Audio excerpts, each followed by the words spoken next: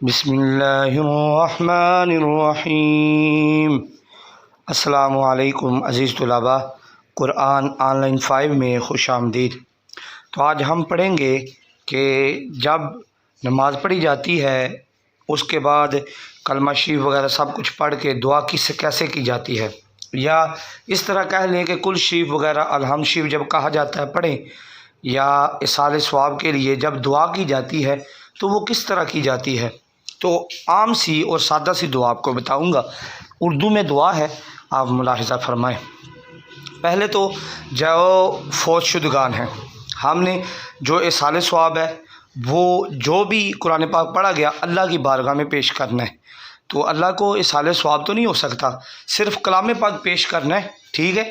اس کے بعد اللہ تعالیٰ کو پیش کر کے کہ صحیح غلط جو بھی ہے اللہ کی بارگاہ میں پہلے قبول کروائیں گے، اس کے بعد اس کا ثواب جو ہے اللہ کی بارگاہ میں جب پیش کرنا ہے تو ثواب نہیں کہنا۔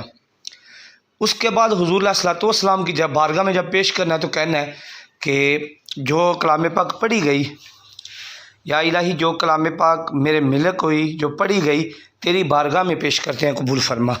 یا الہی حضور صلی اللہ علیہ وآلہ وسلم کی بارگاہ میں اس کلام پاک کا ثواب تحفتاً، نذرانتاً، عقیدتاً، محبتاً پیش کرتے ہیں، قبول فرما۔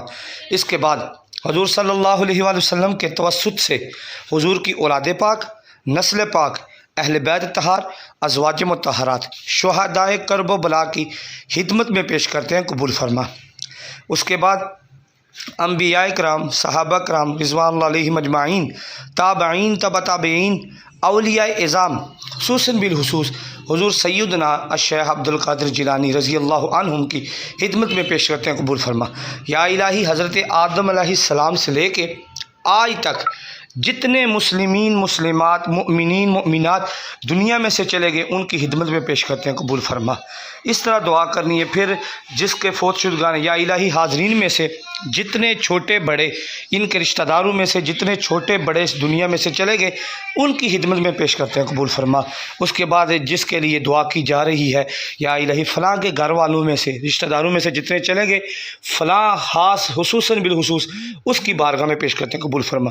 تو اس طرح دعا کی جاتی ہے۔ ایک دو دوست نے کہا کہ آج سبق دعا کے لیے حوالے سے دیا جائے، کیونکہ دعا ہم نے مانگنی ہوتی ہے تو صحیح طریقہ اس کا بتایا جائے۔ تو سادہ سی جو دعا تھی اور آسان جو دعا تھی میں نے آپ کے گوش گزار کی۔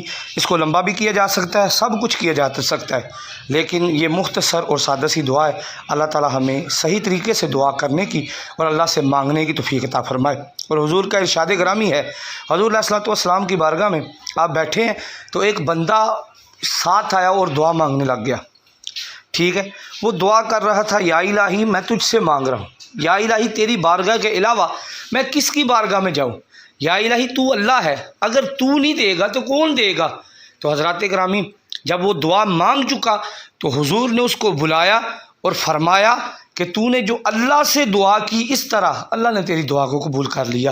تو کوشش کیا کریں، یہ دعا ضرور کیا کریں۔ حضور کا ارشاد ہے، جو بندہ یہ دعا پہلے پڑھ کے پھر دعا کرتا ہے اللہ اس کی دعا کو قبول کر دیتا ہے، ساری دعاؤں کو۔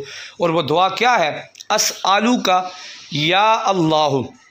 اور یہ اس دعا کو میرے پیر و مرشد حضور ضیاء الامت حضرت جسٹس پیر محمد کرم شاہ الازہری نے تفسیر ضیاء القرآن شریف میں لکھا ہے۔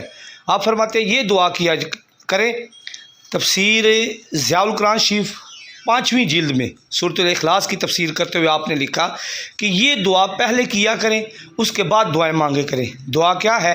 اسألوک یا اللہ، یا احد، یا صمد، یا من لم یلد ولم یولد ولم یکن لہ کفوا احد۔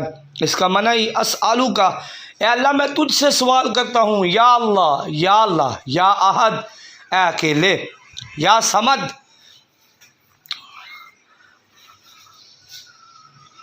اس کا معنی یہ ہے اللہ بے نیاز ہے، یا صمد اے بے نیاز، ٹھیک ہے، یا صمد، یا من لم یلد ولم یولد اے وہ اللہ جو نہ کسی سے جنا گیا نہ اس کو کسی نے جنا، یعنی نہ وہ کسی سے پیدا ہوا نہ اس نے کسی کو پیدا کیا۔